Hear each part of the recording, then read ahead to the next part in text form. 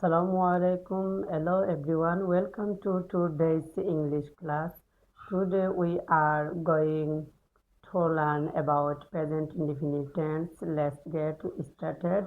গতকালকে আমরা জানছি প্রেজেন্ট টেন্স কাকে বলে। আজকে আমরা জানবো এই প্রেজেন্ট টেন্সকে 4 ভাগে ভাগ করা হয়েছে। সর্বপ্রথম হচ্ছে present indefinite tense. Present indefinite tense কাকে বলে সহজে মনে রাখুন।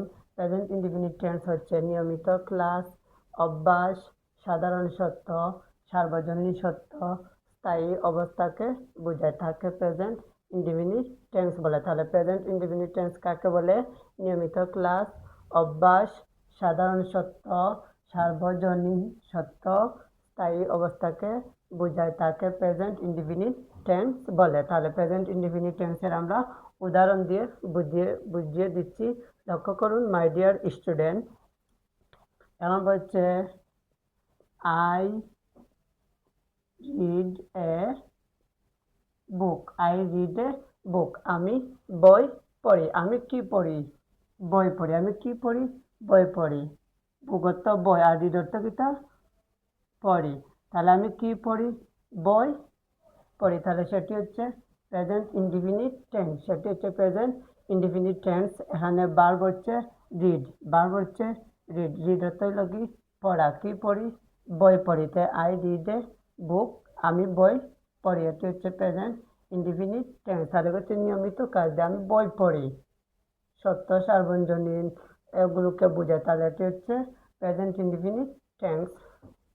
2 নম্বরটা we live in Bangladesh. We live in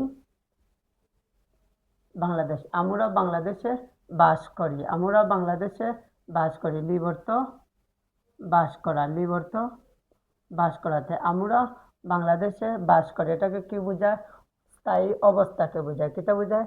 স্থায়ী অবস্থা বোঝায়। We live in Bangladesh. আমরা বাংলাদেশে বাস করি। তাহলে স্থায়ী অবস্থা বোঝায়। সেটি হচ্ছে প্রেজেন্ট ইনডিফিনিট টেন্স। সেটি হচ্ছে present indefinite tense.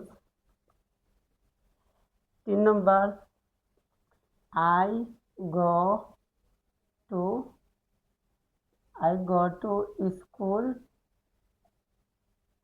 every day. I go to school every day. আমি প্রতিদিন স্কুলে যাই। তাহলে হচ্ছে নিয়মিত অভ্যাস। কিটা বোঝায়? অভ্যাস। আমার অভ্যাস। I go to school every day.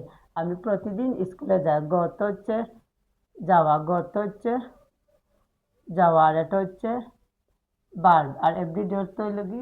প্রতিদিন। এভরিডে অর্থ হইল কি?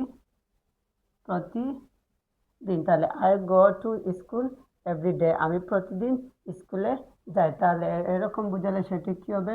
Present indefinite tense. কারণ হচ্ছে আমার অভ্যাস। অভ্যাস হচ্ছে আমি প্রতিদিন স্কুলে যাই। আমি প্রতিদিন স্কুলে যাই। আশা করি সবাই এইটুকু বুঝতে পারছো। আরেকটি উদাহরণ লক্ষ্য করুন সবাই, তাহলে বুঝতে পারবে।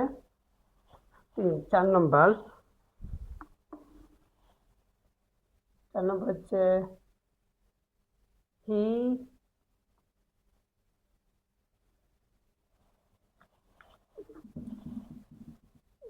4 নম্বর লক্ষ্য করো। 4 নম্বর হচ্ছে he plays football. He play football. He plays football. Say football খেলে। কে খেলে? সে খেলে। হি হচ্ছে সে। প্লেস অর্থ হলো কি? খেলে বা খেলা করি। প্লে অর্থ হচ্ছে ফুটবল। ফুটবল অর্থ হলো কি? ফুটবল। আর প্লে অর্থ হচ্ছে খেলে। তাহলে সে ফুটবল খেলে। এখানে এটি হচ্ছে ভার্ব। এখানে এটি হচ্ছে ভার্ব। তাহলে সে কি করে? ফুটবল খেলে। তাহলে এরকম বোঝালে সেটি কি হবে? Present indefinite tense. Present indefinite tense. আশা করি সবাই এটুকু বুঝতে পারছো। Thanks for watching my video. See you in the next class. Okay, goodbye. Allah Hafiz.